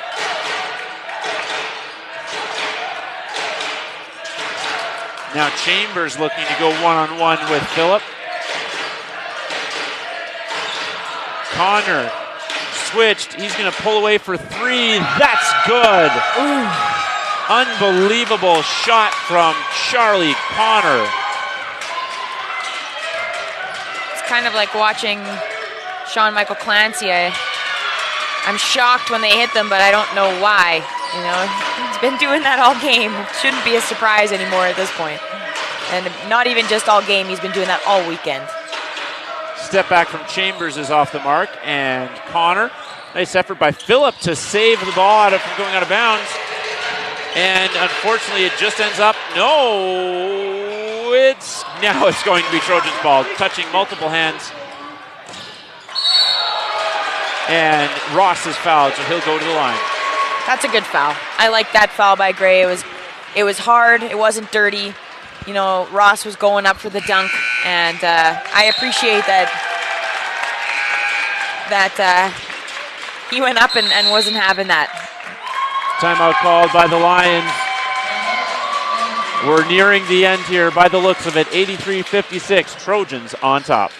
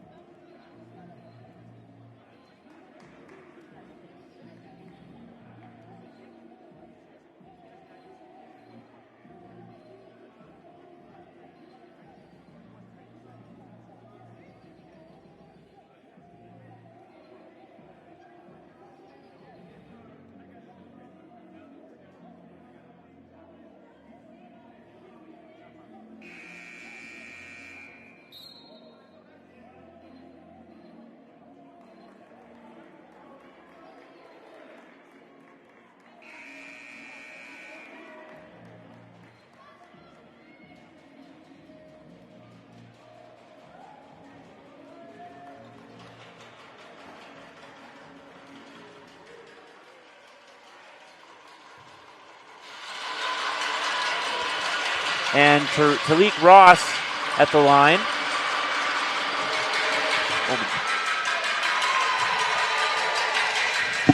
Doing a nice job as a post presence for the team. Again, another double-double night for the big man, who hails from Orange Park, Florida in his third season. Formerly played at Southwestern Christian College. In rhythm, Lombo drops in 2 points. 84-58, Trojans lead. And Connor trying to lose multiple players there as Yellowhorn will hand it off for Ben Kamba. Kamba splits the defense. Connor, Kamba looking for Ross, doesn't get it to go. And back come the Lions.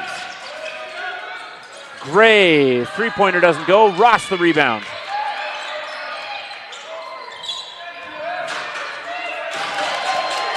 Kamba. Nice effort from Connor, and it'll draw foul.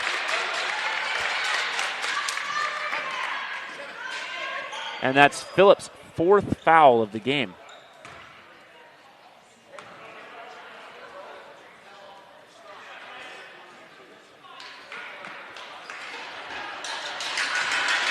Charlie Connor back to the line. What a performance, 30 plus in the final. Had 22 on Thursday. An even bigger night yesterday against the Huskies. And is now helping to anchor this gold medal game performance from the Trojans. Gray, that's short, grabbed by Ross. And the lead is at 28. Connor finding Yellowhorn. Great effort by Daniel, coming up with a steal.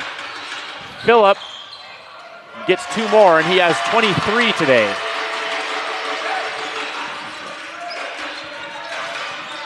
And that pass, that's going to be a turnover for the Lions. Berkey signaling to his team, settle down, although only 3 minutes remain. It's a 26-point game. Phillip pulls up for a jumper, in and out, and Yellowhorn is able to save it. Nice effort from Yellowhorn. Third year and formerly a member of the Mount Royal Cougars.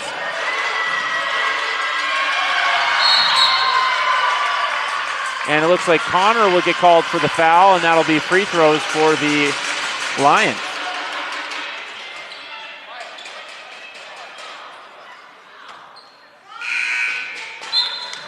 So that'll send Sylvan Lombo to the line. Jemmy Muya coming out of the game, along with, just Jemmy Muya will exit, and Charlie Connor. So Chuck Burner, as they call him in the Trojans locker room. What a performance. Probably an easy pick for player of the game, I would imagine. Yeah, I would agree with that. He has put on a show here today. Lombo knocks down the free throws, and it's a 24-point game with Cordwell inbounding.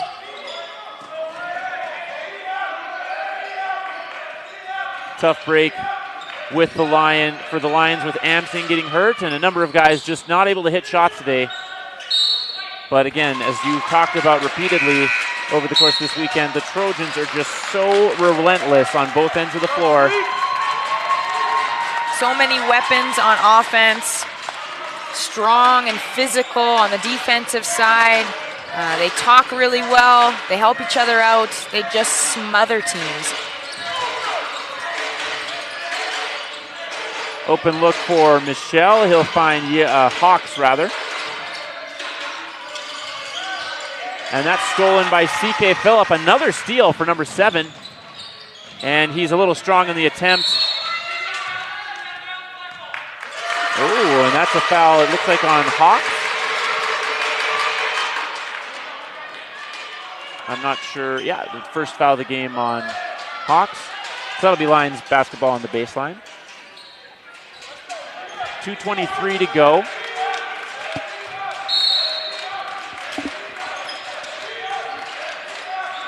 And a a tough 2:23. You know, it potentially could be for Ambrose because lefty scoop for Phillip finds the back of the net. He has 25 today. yeah, very nice. He's played very well too. He's a huge piece of this Ambrose lineup as well. That's a corner three for Wyatt Hawks. That's off the mark. And Daniel the rebound. But a tough couple minutes because you know that the spread is too deep, but you know you're out there giving your all, doing your best, finishing strong with pride, but you also know that it is out of reach, and that's a tough thing. Luckily for them, they don't have any fifth years, so neither of these squads have fifth years. And a hard foul from Isaac Gray. Ben Camba seems to be all right. That's an unsportsmanlike foul on number 10, Gray. And he'll exit the game possibly. Number 6 for the Lions is into the game. That's Rayshawn Scales, a rookie from Spanaway, Washington. And Lombo's out of the game for the Lions. Also exiting, C.K. Phillip. Trojans looking to make substitutions as well.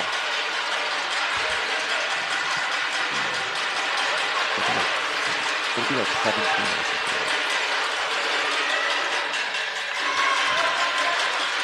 So that's Michelle missing the first free throw. 1:39 to go.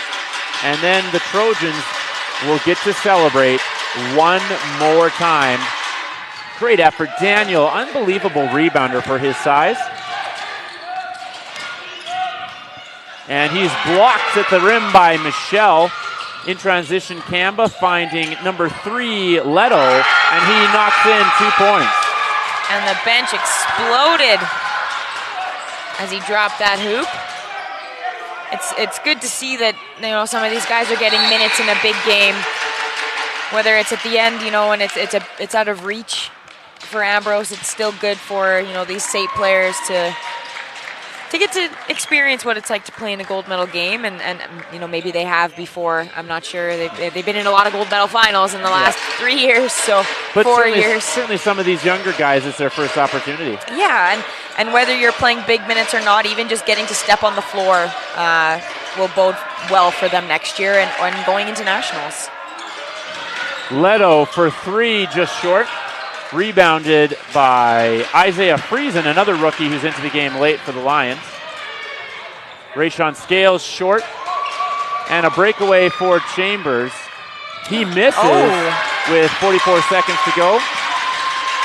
And a nice effort from Daniel to keep the ball alive. Gray for 3. Knocks down the triple. 36 seconds to go. Another foul, and Cordwell is out.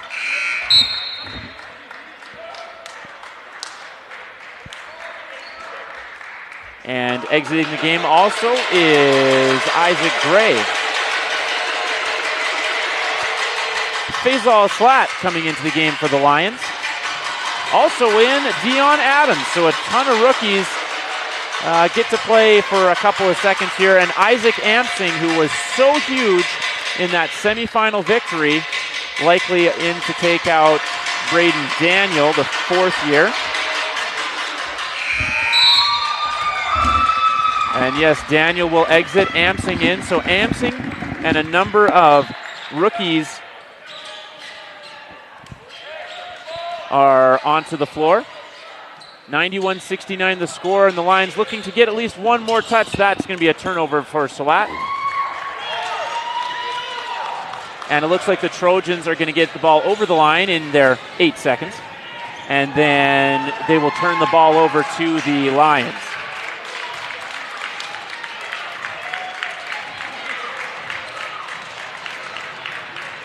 And count them down, Trojans fans. SAIT are the 4-time defending ACAC champions. 4 seconds are all that remain until they storm onto the court. Scales pulling up for 2. That's off the mark. and the celebration begins. And that just goes to show it never gets old. You know, it's the 4th time, back to back to back to back, and they are celebrating as if they have never won before. I love seeing that. They are going to represent the ACAC so well at Nationals. What a tournament they've had. Some of the performances from their roster have just been amazing. But you know what? Ambrose, with their 2nd appearance in this tournament, they showed up. You know, that SAIT team is tough to deal with, but Ambrose, with a lot of upsets coming into this game, they played so hard. They were fearless. Some amazing performances by them. Tonight, they've got Niall Phillip with 24, Lombo with 10, and a couple others sprinkled in there. Cordwell with 9, Lyndon Jackson with 9. And then we go down to the SAIT. Charlie Connor with 36 tonight. 7 from 9 from the line, 3 for 8 from the three-point line, and 13 for 22 from the field goal. We've also got Calvin Chambers with 16, Talik Ross with 15, and Jemmy Muya with 11. So a very, very balanced attack there as well. So congratulations to both these teams. It was such an effort, such a hard-fought week. Both of these teams had such a battle to get here, and it was really fun to be a part of it and watch this. So I feel for the Ambrose Lions. You know, with the underdog mentality, I'm always intrigued by that. But SAIT was just too strong this weekend, and they're going to bode well at Nationals, I think. Absolutely, and we're getting ready for the ceremonies for the Player of the Game and the All-Stars. We'll take a very short break, but we'll be right back on ACAC TV. Don't go anywhere. All-Stars in just a second.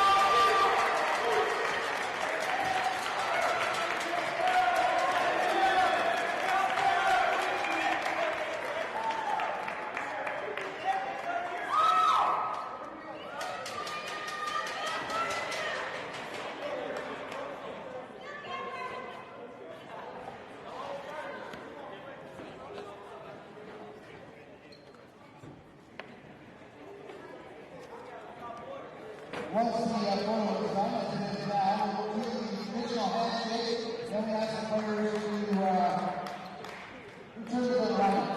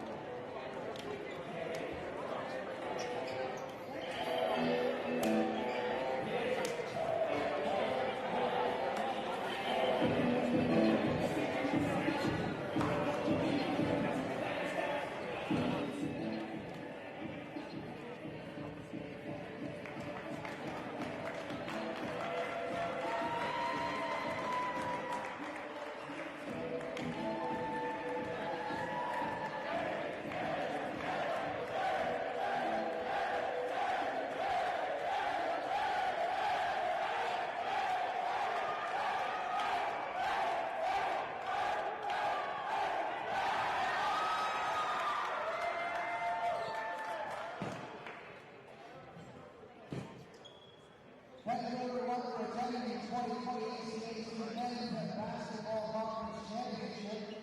It's been a great tournament and an excellent showcase of the high level of competition that is the Alberta Colleges Athletic Conference basketball. Let's begin by thanking our sponsors. The title sponsor for this event was As we get set for the all-tournament awards, the two teams lined up. Several of the other teams have left already in order to beat the cold. Obviously, there's some really bad roads in Alberta, so unfortunately they will not be here for their picture.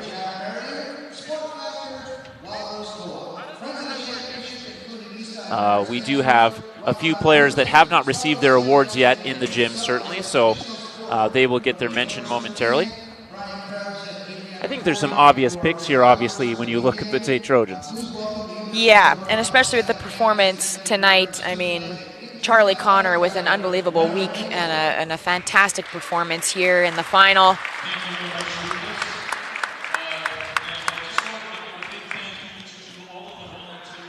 And a quick word from the Augustana staff, just thanking Augustana academic branch, thanking the staff for their work. There's obviously a lot of volunteers that were involved in the running of this tournament, and then everything from the table staff to the people running food throughout, making sure the doors were locked up. And now Thomas Slifka obviously did a great job doing color earlier today. He'll have a few words to say as well. You got to wonder with the SAIT Trojans team, they don't have a bunch of fourth, fifth year guys on their team. So neither team have any fifth years. Oh, minus one, Francisco.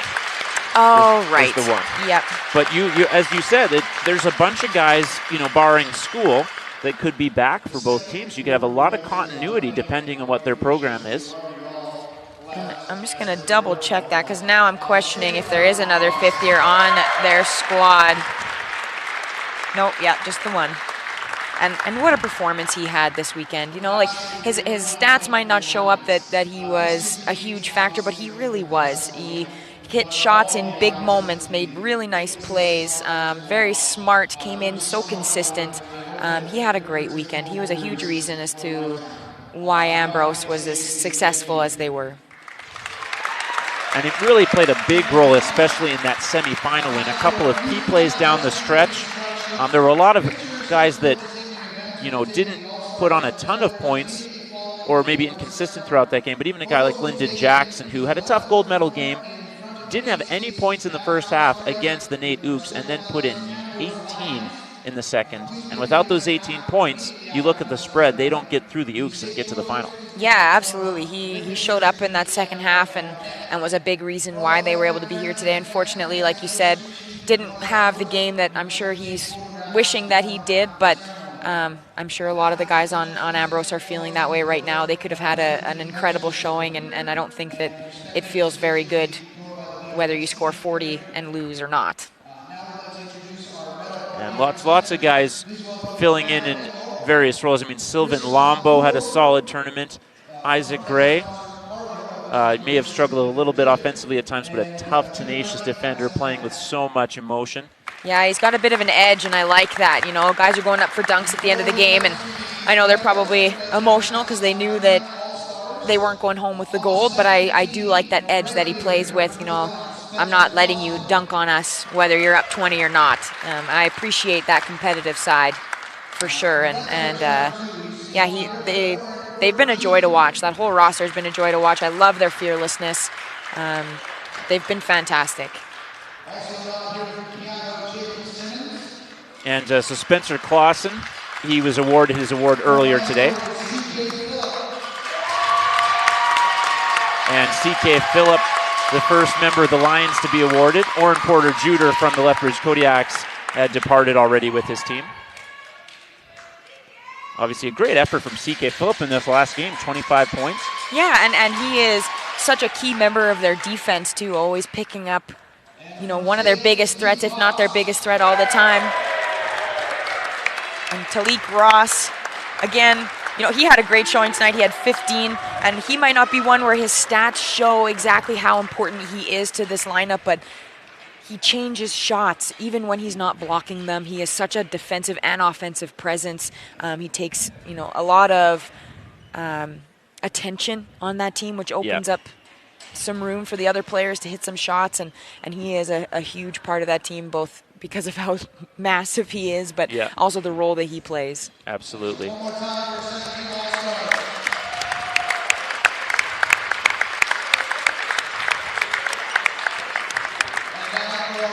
And now the first team coming up, and again, some of these guys not in attendance. So Sean Michael Clancy, who the tournament staff, including us, gave him some serious MVP consideration for how good he was. Yeah, averaging over 42 points a game. Yeah, it's tough not to consider him for MVP, but when you're not making it to the, not medaling, that makes it tough. Yeah. But, when someone's averaging 42 over a weekend stretch, you definitely have to consider them. Yeah. Stefan Jovcic, also a great tournament. He was not in attendance. And here for the award, and Brock Dewsbury, also not in attendance, who was named to the all-tournament team. There's Calvin Chambers. And Isaac Amsing is named a all-tournament player. Bit of a tough afternoon here. Struggled with an injury, but had the performance of the weekend for his team. 28 points in the semifinal yesterday. And you can tell,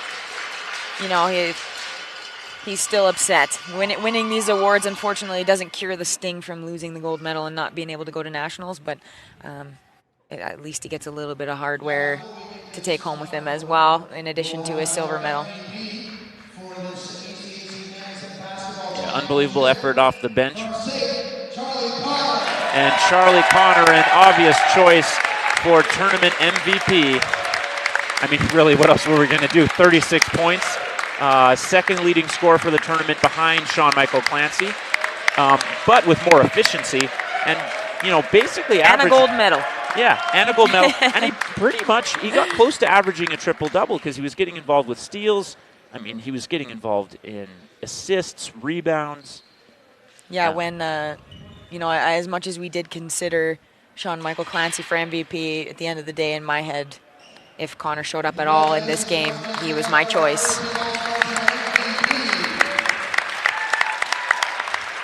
Yeah, pretty easy choice for the MVP. Charlie Connor, #1 in his third season, a native of Lacey, Washington, is a 3-time ACAC champion. And I just like to put out there that, the selection of first and second team All-Star, because of the level of play of these teams this week, was not an easy selection. There were so many players that you could argue deserve to be on first or second team, and going through and trying to make that selection is very difficult. So that just goes to show the level of play that that was brought to this tournament, and the type of athletes that were playing here this weekend. That you could have made an argument for a multitude of different players on across the board on each team. So. And now they're announcing the Ambrose Lions. You see Lombo hit a couple big shots in the semifinal as well for his team. Lyndon Jackson was a big part of that win. C.K. Phillip, their second team all-conference player, their second team all-tournament player, I should say, had a huge dunk against the Vikings that was kind of a statement on that quarterfinal win. Matt Francisco, who we talked about, obviously a great fifth-year ball player for them coming off the bench. Made winning plays, as you said. And number 10 coming up here, Isaac Gray, again, maybe didn't put up huge points, but he was put on the toughest offensive player through most of the tournament, including he had the most times out guarding Charlie Connor. Yeah, he's a huge part of this Ambrose team. Fearless defender, relentless, and very fun to watch. Like I said, I've really enjoyed watching these Lions play. There was a part of me, because I love a good underdog, that wanted them to be able to take it home and go on to nationals. But they're only losing one player. They're going to leave here with experience and a silver medal, and hopefully come back next year ready to battle and take their talents to the national championship in 2021. Another fourth-year player, Cordwell, obviously showing a lot of emotion, disappointed with the loss. And I understand being very disappointed, but I don't think anyone was beating SAIT this weekend. They were just they were too good. They were too good this weekend, and as disappointing as it is, you know, I don't think it's a reflection on the Lions. I think that SAIT was just too good. And we're struggling to get a refresh, but I believe, unless I'm way out of line, we can give you an update soon from the women's tournament. Rustlers and the Lions were in action. Rustlers and the Huskies, were in action there. And they hand off to medals to the rest of the coaching staff. Dave Yang, I have a connection to, as he was the youth pastor at my parents' church way back in the day, and I saw him for the first time in, I guess, 15 years. What a small world. Yeah. Had no idea he started coaching college basketball. But I saw his kids here in attendance, and one of them looked familiar, and then I remember his name on the roster. Yeah, I guess, you know what, that's life. You're always going to find people in small corners down the road. And a great showing of support here for Ambrose, you know, getting a massive cheer from the stands as they collect their silver medals, and they should be proud of what they did here this weekend and the performance that they put on. Absolutely, and now comes the medals again for the SAIT Trojans, which will start with tournament MVP. Oh no, it won't start with tournament MVP. My bad, that is not the tournament MVP. That instead was McCasey Allen. Now Charlie Connor coming in. Wyatt Hawks hit a couple of big shots when he came in. You know, played with some good minutes. Aggressiveness on defense. Noah Leto, we saw him late in the game. Camille Kamba, a really underrated part of the team for 2 seasons. Plays with a lot of energy as well, helping on both ends of the floor. His brother Ben also doing a nice job for the team. Calvin Chambers, a deserving first-team all-conference player, was great today. Yeah, you know, he was. He was great all week. Was a great number 2 for Connor. Jemmy Muya, one of those guys that, as you said, makes winning plays all the time, rebounds, points in the paint. Talik Ross, second-team all-conference, or all-tournament, I should say. Tyus Yellowhorn. And Enoch Michelle, another guy, number 30, he came in and did a nice job off the bench for them in multiple times throughout the week. Aw, that was nice. He bent down so she could put the medal on him. Oh, that was sweet. He should have gone first so everyone else could have seen followed suit. And Marty Berkey, what a run he has had as head coach of the SAIT Trojans. Followed again by the rest of the SAIT coaching staff. You know, they talk about dynasties. I think it's safe to say that 4 titles in a row would make the Trojans a dynasty. I would agree with that. There's guys on that roster that would be, you know, 4 years deep in 4 championships. It's pretty impressive. What a performance. SAIT Trojans, they'll get ready to cut down the mesh from the hoop. Again, the Lions pretty disappointed. They should be proud of what they did in their second ever tournament appearance. Absolutely. And I know that right now it's tough to be proud of your performance because, you know, you got so close and yet so far from being able to take home that gold and head to nationals. But what they were able to do here this whole week, and, you know, in the battle that they put up tonight, they should definitely be proud heading home after this. And yeah, I guess, you know, any last thoughts here as we kind of just, you know, wrap things up basically. I felt like it was, even though the Trojans ended up being the dominant team, we didn't expect them to be going in. You know, we thought that maybe this was a wide open year, and instead this ended up being a dominant performance once again by the Trojans. Many of the other games, though, certainly close. Yeah, definitely. Like Thomas Slifka had said when he was doing color with me, his bracket was destroyed in the first day of this tournament.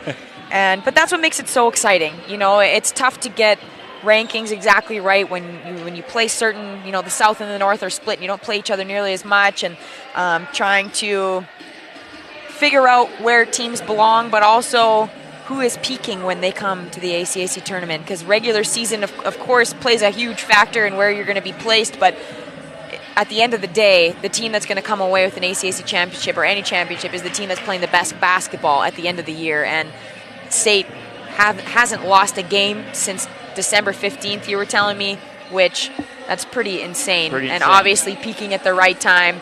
But it's an awesome thing that we didn't know who was going to come away with it. It makes it more exciting. All of these matchups, it could have been a coin flip between who was going to go home with a win, and I love that. I don't like coming into a tournament knowing who's going to run away with it. So it made for an exciting tournament. It also, I think, really shed light on how talented the ACAC is, the basketball level that they're getting to. Hopefully someone's able to take that championship away next year to level it out a little bit. I'm sure SAIT fans aren't going to like hearing me say that, but balance out the league a little bit. But what a great week, a great showing by everyone that was involved, and an amazing tournament put on by Augustana, all of the volunteers and staff that put in countless hours to make this whole tournament possible, the banquet staff and the referees, coaches, everyone involved. Such a fantastic week to be a part of, and I'm grateful that I got to be a part of it. Thank you so much for being the stud on the play-by-play and letting me ride your coattails. You're too kind. I had a phenomenal color person. I had Doris Burke working with me all week. Oh God, don't say that too loud. But yeah, it's been a great time. I've really enjoyed myself. It was fantastic basketball to be a part of, and I'm very thankful. So I hope that everyone out there enjoyed it as much as we did. We had a great time being able to just chat basketball and watch some great